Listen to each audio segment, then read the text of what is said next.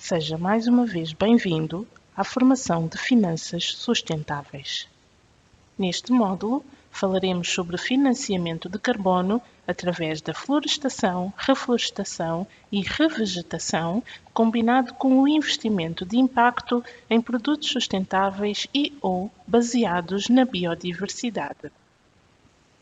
O financiamento de carbono é uma área das finanças ambientais que vem sendo cada vez mais explorada por vários países e empresas e que emprega mecanismos de financiamento que dão valor monetário às emissões de carbono, desenvolvendo assim um ciclo de compra e venda num mercado de carbono. O mercado de carbono é uma forma de incentivar a redução do impacto das emissões de gases com efeito de estufa através da atribuição de um preço às emissões que forem feitas. Ou seja, quem mais poluir, mais pagará, enquanto quem menos poluir poderá receber incentivos. Este processo abre também portas a países ou empresas poluidoras que queiram compensar as suas emissões comprando créditos de carbono de países ou empresas menos poluidoras. No caso de países menos desenvolvidos, este é um mecanismo a considerar, uma vez que muitos desses países não produzem muitos gases com efeitos de estufa e podem, portanto, acumular muitos créditos de carbono. A compensação de carbono é um mecanismo muito utilizado no mercado de carbono, pois promove o intercâmbio entre os que geram créditos de carbono e os que precisam de compensar as suas emissões residuais através de projetos de financiamento que podem reduzir, evitar ou sequestrar os gases com efeito de estufa. Como se pode ver no esquema ao lado, esses projetos avaliam e certificam o equivalente a 1 tonelada métrica de dióxido de carbono ou outros gases com efeito de estufa. O emissor então investe na criação de novos créditos nos países ou empresas menos poluidoras, financiando, por exemplo, ações de gestão e uso sustentável de áreas protegidas e serviços ecossistêmicos. A certificação de carbono é, no entanto, um processo rigoroso que depende da aprovação de entidades mundialmente reconhecidas como a Verified Carbon Standard, o Gold Standard e o American Carbon Registry, que garantem a integridade, transparência e unicidade do processo. Os mercados de carbono são uma eficaz resposta para a atual crise climática, principalmente pela capacidade de conseguir desbloquear bilhões de dólares anualmente. Existem atualmente dois tipos de mercados de carbono, os de conformidade e os voluntários. O mercado voluntário é usado para que organizações ou indivíduos possam compensar as suas emissões de carbono sem ter qualquer obrigação governamental, além das exigências regulatórias em vigor. Este tipo de mercado apresenta uma maior flexibilidade e variedade de opções para a compensação de emissões.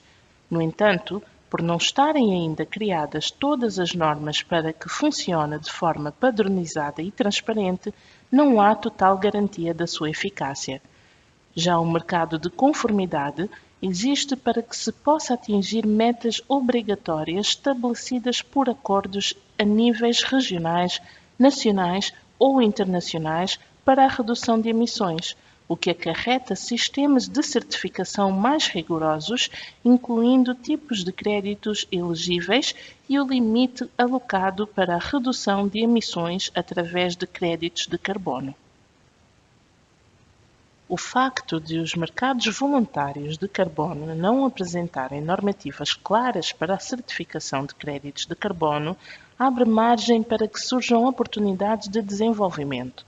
Como se pode ver no quadro abaixo, a tendência é para uma maior procura do mercado voluntário de carbono, com possibilidades de arrecadação de valores cumulativos que ultrapassam os 6 bilhões de dólares.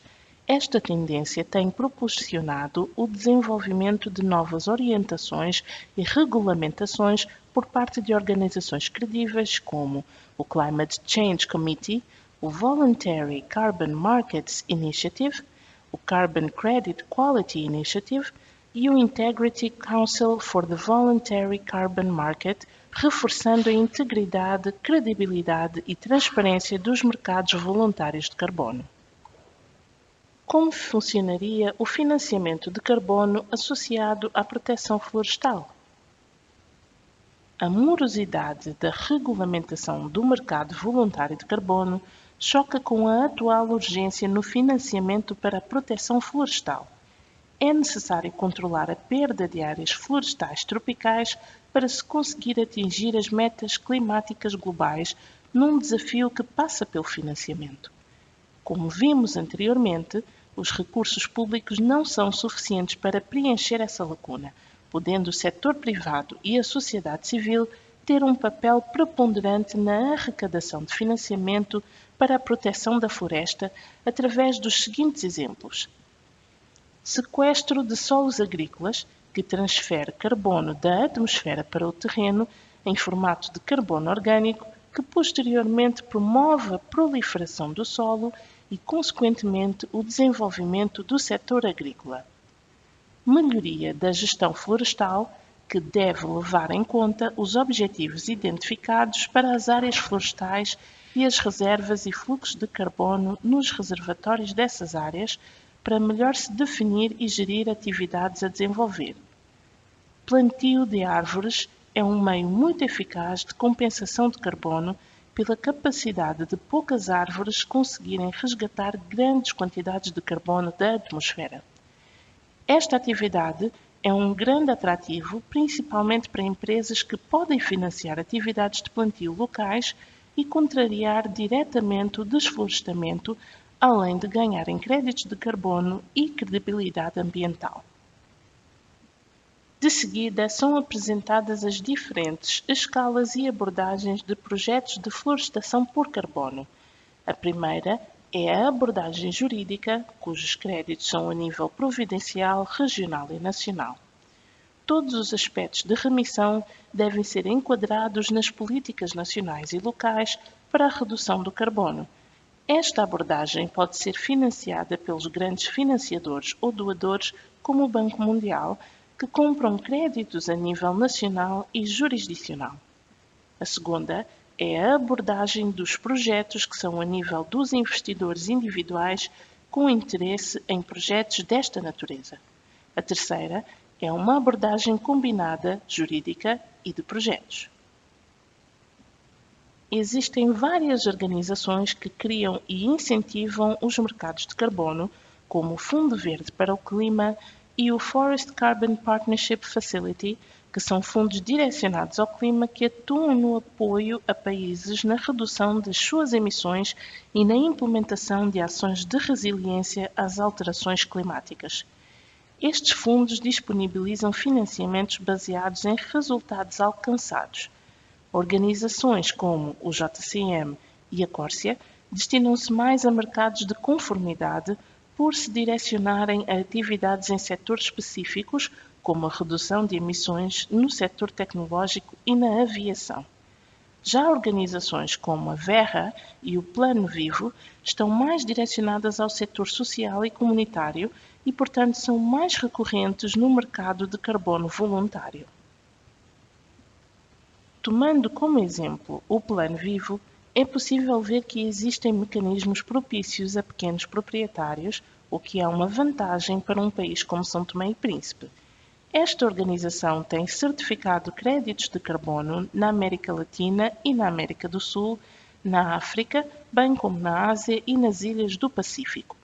O Plano Vivo é um mecanismo de governança que certifica pequenos projetos, com particular ênfase em projetos florestais, agrícolas e que se centra no desenvolvimento sustentável e na melhoria de meios de subsistência de comunidades rurais, principalmente as que se encontram em risco devido à degradação do ambiente circundante e dos serviços ecossistêmicos.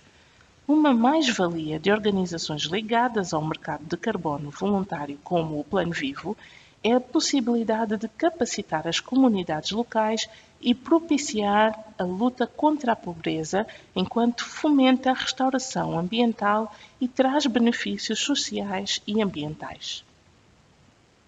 A implementação de um projeto de compensação de carbono deve seguir vários passos e normas de certificação padrão para ser elegível. É necessário desenvolver-se uma nota conceptual do projeto com base nas potencialidades das áreas florestais do país. De seguida, é preciso certificar que o projeto é viável de acordo com as normativas existentes no mercado de carbono, realizando um estudo de viabilidade do mesmo. Segue-se a criação da documentação necessária para a implementação do projeto, que implica a recolha de dados o mais fidedignos possíveis que ficam disponíveis aos financiadores, que, por sua vez, mediante um acordo de compra de redução de emissão, receberão dinheiro para o projeto. Durante a implementação, será feita a monitorização periódica para avaliar e verificar a quantidade de carbono sequestrado e validado no mercado. É após essa validação que são entregues os pagamentos. Os passos vistos para a implementação de projetos de carbono implicam uma equipa multifacetada. É necessário que um proprietário disponha as suas terras para que seja desenvolvido um projeto de carbono. Este é então padronizado de modo a seguir as regras para o crédito de carbono e avaliado através de uma empresa de auditoria que validará o projeto. De seguida, um utilizador compra os créditos de carbono, que serão depois intermediados por um comprador que fará a ponte com um investidor. Ao longo do processo, há consultores capacitados para apoiar todas estas etapas e, finalmente, o governo local finaliza o processo, aprovando-o ou não. Apresentamos agora o exemplo do Vanga Blue Forest no Quênia, um projeto de compensação de carbono através da conservação de mangais certificado pelo Plano Vivo, que promoveu a restauração dos mangais sob a liderança das comunidades em coordenação com uma associação. Após verem os benefícios ambientais, sociais e económicos para a região, 3 comunidades pescatórias em Vanga Bay uniram-se para implementar um projeto de conservação e restauro de mangais numa operação que inclui mais de 9.000 pessoas e abrange 460 hectares. Este projeto, além de melhorar a educação, saúde e saneamento da região, ainda proporciona a compradores a possibilidade de adquirir créditos de carbono que, por sua vez, financiam a continuidade das ações de conservação do mangal e que estão atualmente estimados em $35.000 anuais. Como poderia ser operacionalizado um financiamento de carbono através de florestação, reflorestação e revegetação em São Tomé e Príncipe? Em São Tomé e Príncipe, já foram feitos estudos pela Direção das Florestas e da Biodiversidade e outras organizações da sociedade civil, como a FAO, onde foram identificadas opções de restauração que se poderiam associar a receitas provenientes de mecanismos de compensação de carbono. De acordo com os resultados desses estudos, São Tomé e Príncipe pode investir em projetos de florestação, reflorestação e revegetação para gerar créditos de carbono certificados no âmbito do Plano Vivo e da Iniciativa de Restauração TRI da FAO, podendo arrecadar receitas entre os 300 e os 600 mil euros anuais, que poderão aumentar se tomar em consideração a área do mangal. Existem várias opções de restauração para São Tomé e Príncipe propostas no âmbito do projeto TRI.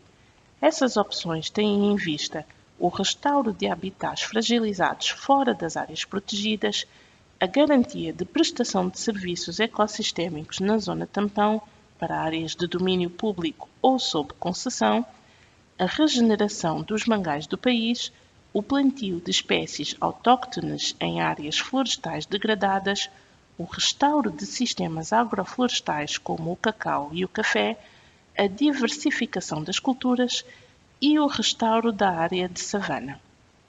A análise da quantidade de carbono que pode ser regenerado foi feita com base nas informações do Plano Vivo, que estima que até ao ano 5 o sistema de florestação, reflorestação e revegetação possa gerar mais de 80 mil unidades de Plano Vivo, das quais 76% seriam derivadas da restauração de sistemas agroflorestais, que corresponde à opção 6, e diversificação de culturas em terrenos agroflorestais, na opção 7.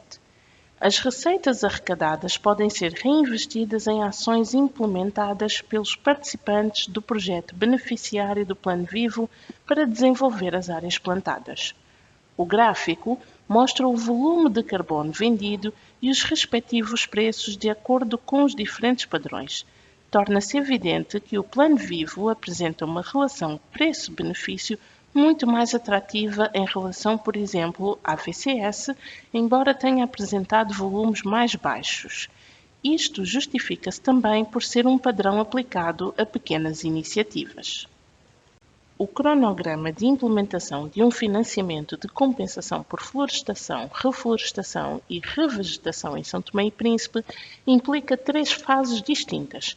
A primeira é a fase de habilitação, que, ao longo do primeiro ano, avalia a viabilidade de implementação de um projeto através da identificação das terras, acordos com o Plano Vivo, capacitações e consultas aos stakeholders. Na segunda fase, entre o primeiro e o segundo ano, desenham-se os planos de restauração e define-se como será a partilha dos benefícios antes de se submeter à validação e registro do projeto. Por fim, na fase de implementação, que abrange 6 anos, é necessário prosseguir ao plantio de árvores, monitorizar-se o processo e garantir que o processo proporcione emissões de créditos do Plano Vivo. Todo este processo poderá durar entre 3 a 6 anos. Não obstante o período longo, o mais importante é começar e ir aperfeiçoando ao longo do percurso. Para além da repartição das receitas de carbono pelos beneficiários, os investimentos de impacto sob a forma de subvenções, capacitações e empréstimos podem também ser uma fonte de receitas para cooperativas previamente identificadas em São Tomé e Príncipe, como a SECAC, a SECAFEB e a SECAB, que são cooperativas de cacau e café, cujo valor combinado de investimento necessário ronda US$1 milhão. O financiamento de carbono poderá ser combinado com os de impacto através das cooperativas. Para além da repartição das receitas de carbono, os investimentos de impacto sob a forma de subvenções, capacitações e empréstimos poderiam ser alavancados para beneficiar as cooperativas identificadas, criando desta forma mais e melhores oportunidades.